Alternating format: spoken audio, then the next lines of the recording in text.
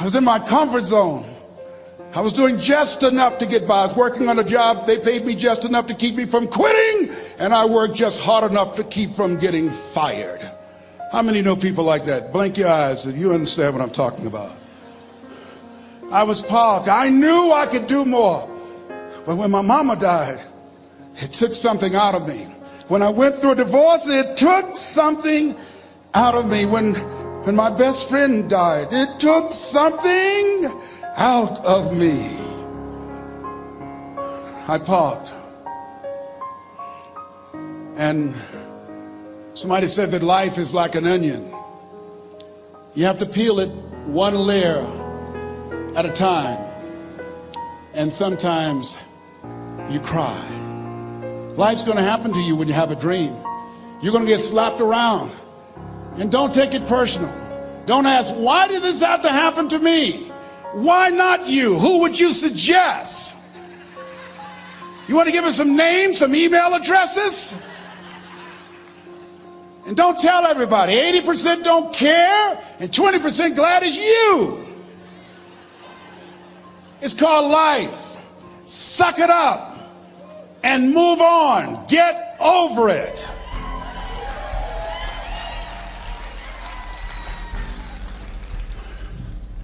It happens to everybody.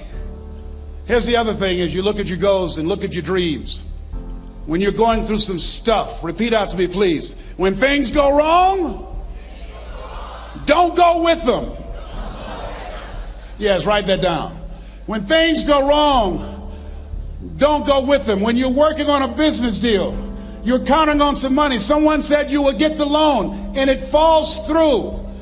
You have an event and the people that you thought would be there and support you, they don't come through. Or someone turns against you, or you get ripped off. It's going to happen to you.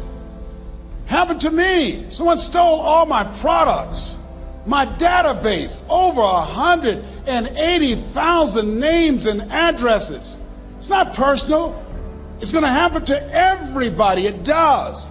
8 out of 10 millionaires have been financially bankrupt. Walt Disney had he filed bankruptcy 7 times and had 2 nervous breakdowns. It's called life. But I got a saying: when life knocks you down, try and land on your back, because if you can look up, you can get up. You've got the power in you to do that. You've got something special. You've got comeback power.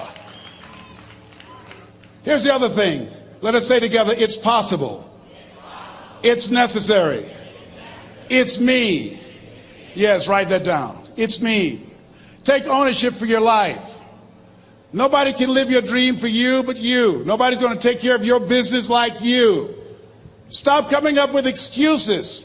Don't give yourself permission to continue to live a small life. You can't fit a big dream into a small life. Give yourself permission to go for it, to test yourself, to challenge yourself, to live full. I like the saying, always strive to get on top in life, because it's the bottom that's overcrowded. The reason you're here is because there's something in you that says, I can do more. This just can't be it. There's something in you. There's a calling on your life. There's something in your heart that caused you to get dressed and spend the money to go to seminar after seminar and listen to message after message and speaker after speaker. Because there's something in you that tells you this is not it for you. You have not peaked here. There's more in you that you are expressing. Eye has not seen, ear has not heard, nor has entered the heart of mankind what's in store for you if you challenge yourself, if you persist and persevere, if you take ownership for your life. George Bernard Shaw said the people that make it in this life, they look around for the circumstances that they want, and if they can't find them, they create them. Create what you want. You have the power in you to do more than you can ever begin to imagine, to control your destiny, to make a difference in our children, to make a difference on the planet, to make an impact. Let us say together, it's me. And let us say together, it's hard. Say it like you know it. Say, it's hard. Ladies and gentlemen, it's hard. There are people who have seen their retirements taken away from them by the corporations that they work for. They were within 2 or 3 years of retiring, and they had it taken from them. The number one entrepreneurs in this country now are senior citizens. The number one employer, number two, McDonald's and Walmart. And there's nothing wrong with those jobs. I guarantee you those people did not have a plan to end up living their lives at the end of life with those types of jobs. And they didn't have a plan like you have, and while you're investing in yourself, not to. And it's hard. There are people making choices between purchasing prescription drugs or paying for gas or a mortgage note. It's hard when you're working on a job for 20 years, 30 years, give them some good years, and then they come in and tell you, we've downsized. In other words, you're fired. And then you have to start all over again. How many of you know it's hard? Raise your hands, please. It's hard. And it's not fair. One of the things I like about T. Harv is he talks about work and investing in yourself. It's not fair when people are going up against that kind of stuff to tell them just think positive and be enthusiastic and everything will work out all right. Ain't that kind of party. It's hard. Life will put some knots on your head. I bought my first home for my mother. I was rushing, didn't know what I was doing, and I bought a home that had a lien against it. And they called me, Mr. Brown, yes, there's a lien against your property. We need $55,000 if you're going to stay there. Wait a minute, sir. I just bought this home. The guy told me there were no liens against it. I'm not the one that owe you the money. You should have checked that out, Mr. Brown. Come on. I called my attorney. We followed up. Yes, Les, there's a lien against the property. But he told me there were no liens. He lied, obviously. Oh, my God. He told me he wanted to help me because he admired the fact that I was buying this home for my mother and that he was adopted, and he identified with me. Les, he suckered you. He played you, man. So what? Well, would they take payment arrangements? What about $5,000 a month? They want all the money, Les. They want all the money, or you're going to have to get out. The house is going up for sheriff's sale. Do you have it? No, I don't have it. Can they give me some time? Tell them to give me 3 months, please. Give me 3 months. My mother's in her 70s, man. She has a bad heart. Don't do this to me. This is my dream. Don't do this, man. Please, let me talk to them. Les, I'm talking to their attorney. They don't want to talk to you. I've got to talk to their attorneys. Do you have the money?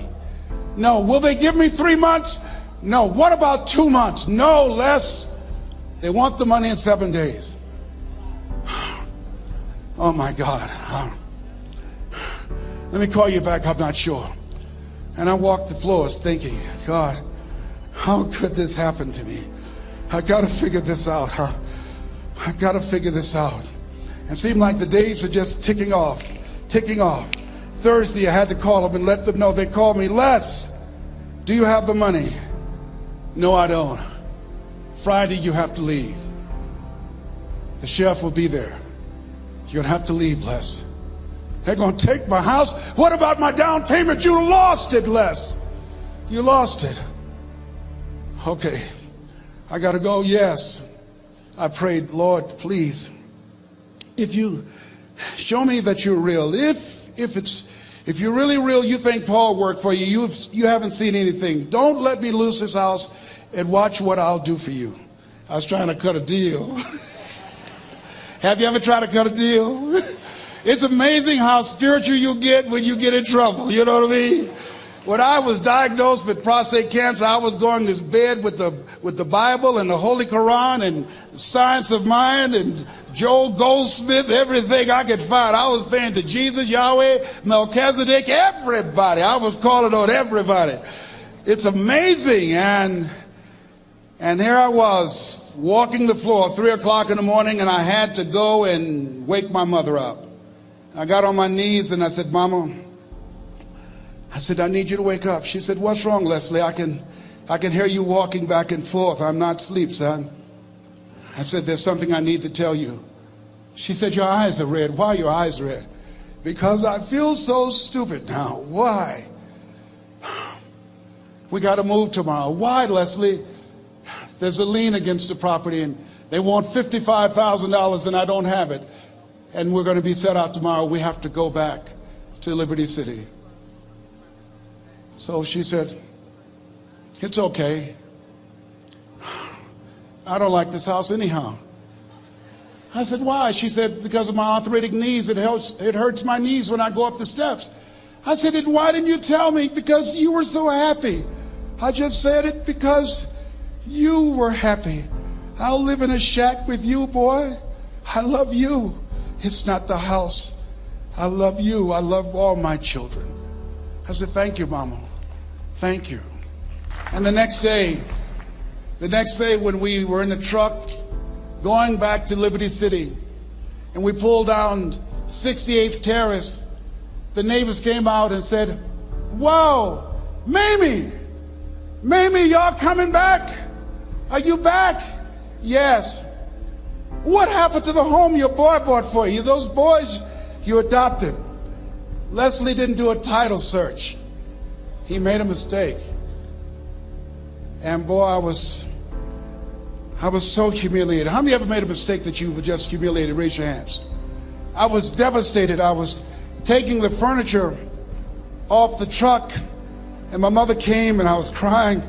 And she said, boy, I said, yes, ma'am. She said, hold your head up. I said, Mama, I can't.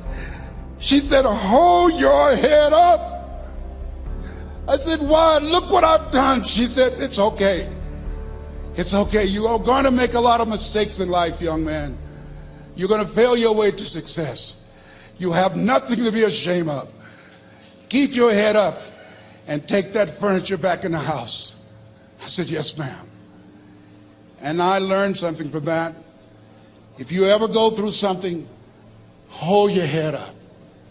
If you ever make a mistake, hold your head up. If you ever do something that everything goes wrong, life catch you on the blind side, hold your head up. It's not over. Goethe said, that which does not kill you will make you stronger. Hold your head up. Shake someone's hand on your right and left and say, hold your head up.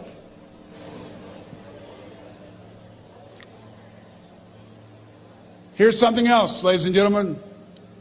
Repeat after me, please. You got to be hungry. Everybody together, you got to be hungry. I'll never forget Mr. Washington said, Mr. Brown, yes, sir. What do you want to do with your life, young man? I said, sir, I want to be a disc jockey. He said, Mr. Brown? I said, yes, sir. He said, you got to be hungry. I said, what do you mean by that? He said, people that are hungry are willing to do the things today others won't do in order to have the things tomorrow others won't have. People that are hungry are willing to invest in themselves. People that are hungry will go to seminars and workshops. People that are hungry are always searching, always seeking higher ground. So how do you want to make it? I said, I want to be a disc jockey. He says, good. Here's what to do. He said, I want you to read 10 to 15 pages of something positive every day.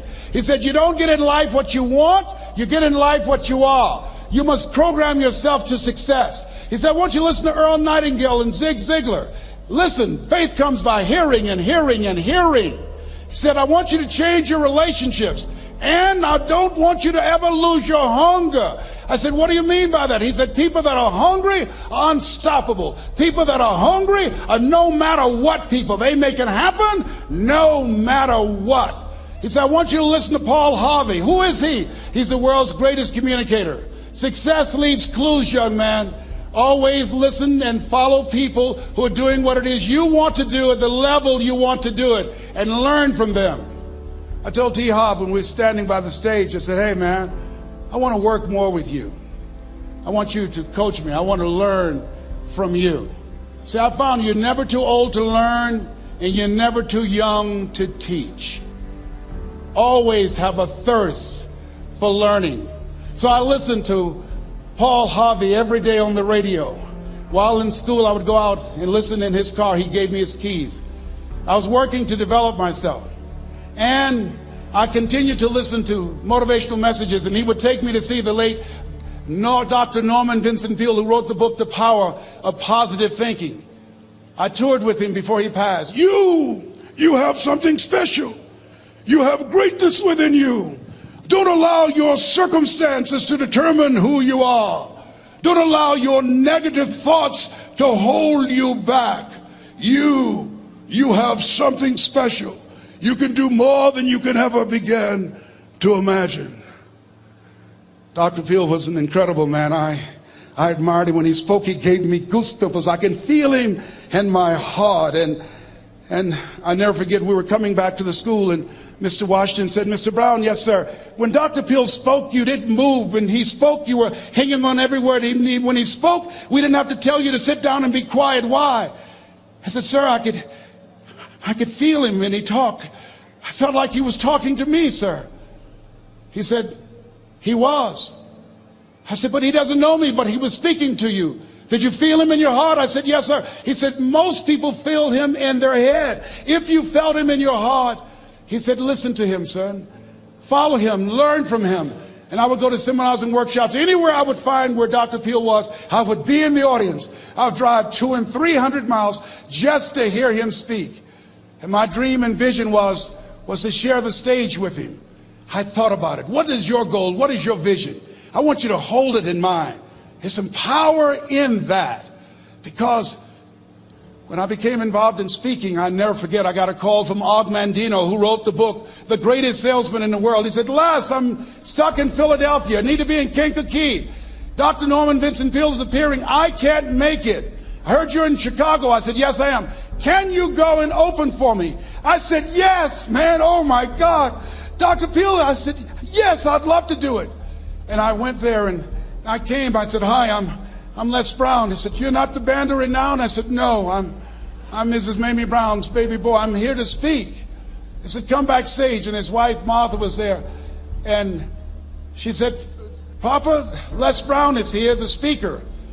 And he said, Les Brown, shoot for the moon. Because even if you miss your land among the stars. I said, sir, that's my quote. I wrote you when I was in the 11th grade. I was a part of a special education class project. That's my quote. He said, I know. I end all my speeches with that quote. And Dr. Peel had a great sense of humor. A young man was backstage, and I had so many questions to ask him, and my mind froze up, and the young guy said, Dr. Peel, how old are you? And he was up in age. He said, Sonny, I'm 92. The young man looked at him and said, I don't know if I want to live to get 92. He said, that's because you've never been 91. So I did the things that Mr. Washington suggested. I listened to motivational tapes on a regular basis. I would go to seminars and workshops whenever Zig Ziglar and Dr. Dennis Wagley and Jim Rohn would come to town. And I said, sir, what do you want me to do now? He said, Mr. Brown, I've given you everything that I can give you. He said, develop your mind, put your money where your mouth is, continue to learn how to be an effective communicator, because once you open your mouth, you tell the world who you are. And always surround yourself with OQP, only quality people. So I went to apply for a job on Miami Beach. WMBM radio station. Milton Butterball Smith was the program director. Hello, Mr. Butterball. How are you, sir? My name is Les Brown, sir. I'd like to be a disc jockey. He said, young man, you have any journalism in your background? I said, oh, no, sir, I don't. You have any experience in broadcasting? I said, no, sir, but I practice all the time, sir. Let me audition for you, sir. Let me show you how good I am. All I need is a shot, sir. He says, no, we don't have any job for you. How many ever been rejected? Raise your hands, please. I was devastated. I went back and I told Mr. Washington, I said, Mr. Washington, they said no. He said, don't take it personally. Most people are so negative, they have to say no 7 times before they say yes. He said, you got to be hungry. Know your vitamin. Go back again. I said, yes, sir.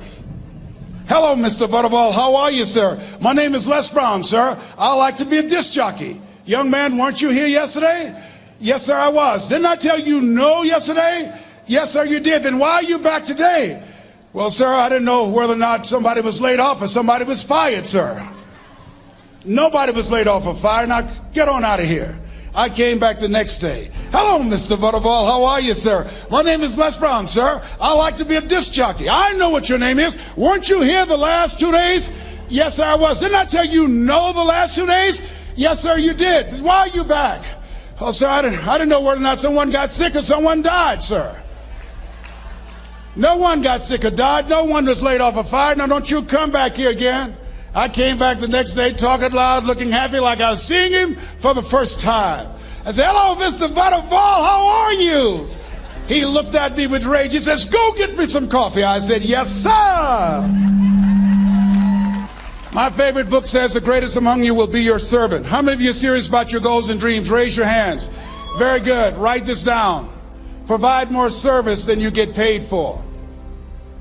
Provide more service than you get paid for. I go to a lot of seminars and workshops. And one of the things I know about T. Harv Eckert, when I was sitting in the class with Robert Ruppel and all of the other presenters, they hold themselves to high standards and they provide more information than anybody else in the industry, bar none.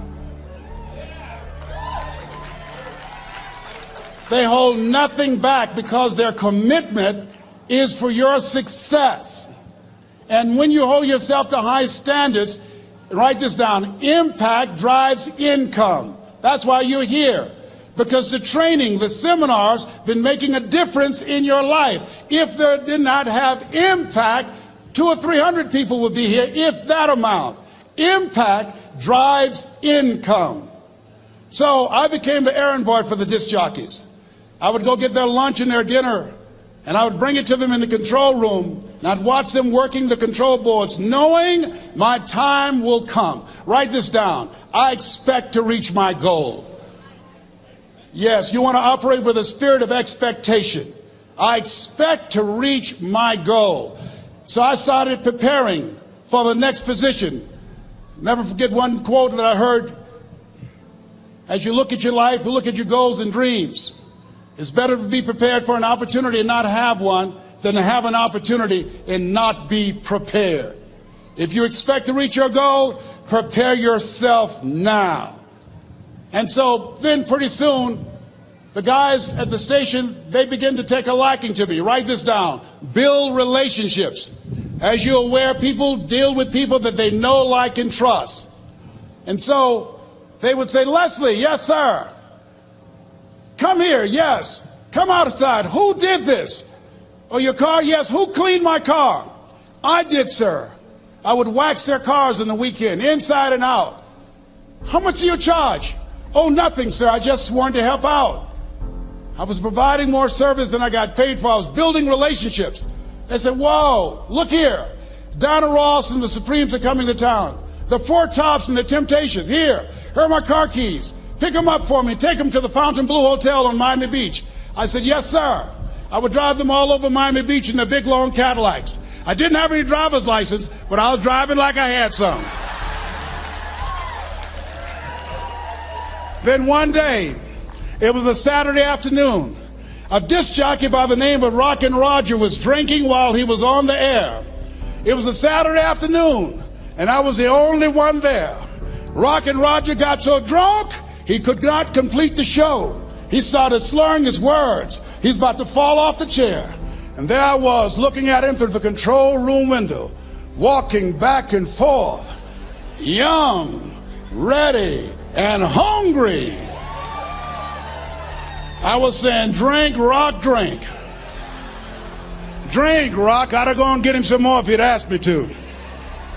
Then pretty soon the phone rang. It was the general manager, and I answered the phone. I said, hello? He said, young boy, this is Mr. Klein. I said, I know. He said, Rock can't finish his program. I said, I know. He said, would you call one of the other DJs in? I said, yes, sir. I said to myself, he must be think I'm crazy. I called my mom and my girlfriend, Cassandra. I said, y'all come out on the front porch and turn up the radio. I'm about to come on the air.